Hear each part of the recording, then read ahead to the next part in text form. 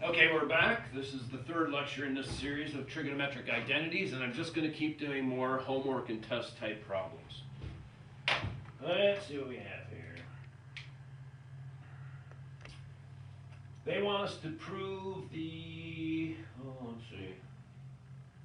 Oh, this one, they just want us to simplify this. They want us to figure out what is sine of x plus y minus sine x minus y. Let me make sure that I wrote that down again correctly. Yeah, that's right. Okay, so the formula which you need to know is for this is sine x times cosine y plus sine y times cosine x minus, do yourself a favor, put a big parenthesis. There's going to be a break in it just like there was here, and a lot of times students don't distribute the minus sign all the way through. So this is sine x times cosine y minus, this had plus, this one's going to be minus sine y cosine x.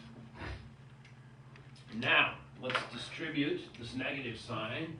So this is going to end up being sine x cosine y plus sine y cosine x minus sine x cosine y, minus is plus sine y cosine x. Hopefully we'll get some cancellations. Sine x cosine y, negative sine x cosine y, yay, they're gone. Sine y cosine x, sine y cosine x, and this is a new one on me. I didn't know this one. This is 2 sine y cosine x. Actually, this one just hasn't come up for me before. You should definitely be able to do something like this. This should be simple for you in a short amount of time, and this is a perfect simple test question for about this time. Now, depending on the instructor in a situation, whether they're going to let you have use your book or a cue card is dependent on the instructor. So, let's see. Well, I think we're just going to do more problems that are going to be similar to your test. And what they want us to do this time, actually I'm going to bring this over. It says prove the identities, and it wants us to show that cosine x minus y divided by cosine x times cosine y is equal to 1 plus tangent x times tangent y. Okay. What do they mean by prove it? Can we just pick a number and see that both sides are equal? And the answer is no, unless we're disproving it. Remember, when you disprove something, all you have to find is one example that doesn't work. However, in this case, they said prove the identities. I'm suspecting that these are in fact correct. So what's a good strategy? Make one side look like the other, and that's fine. So I think I'm going to start with this side. Could I start it with this side? Sure. Actually, I may end up going back to that. Let's just see where this goes. Right away, I need my my formula for cosine x minus y, which of course I know. I'm an old math geek. This is going to be, so the top of this is cosine x times cosine y. The minus is actually plus sine x sine y. This is divided by cosine x cosine y. This is a fraction. Remember, a plus b divided by c is a over c plus b over c. So I'm going to split this up.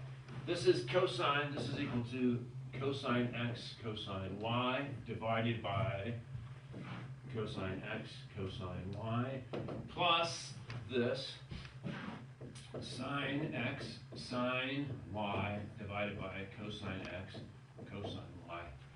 I'm pretty happy with this because I was looking for a 1 and it showed up.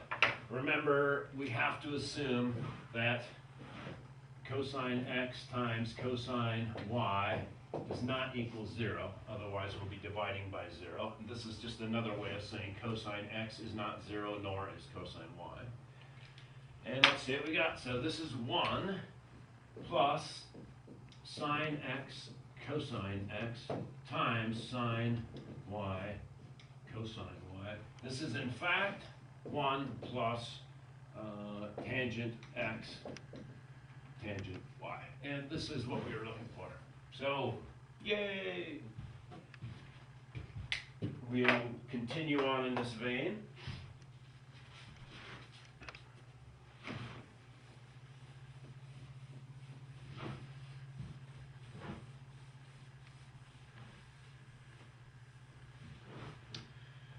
Let's see what else we got here.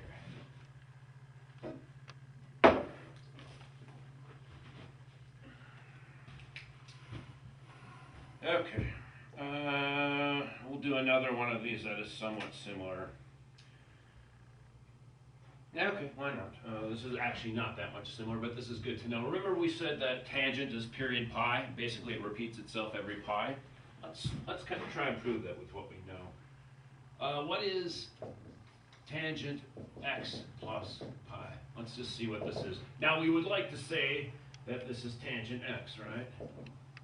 Because that's what period of pi, of having a period of pi means, that it comes back to itself. Let's see if this is true with the identities that we have.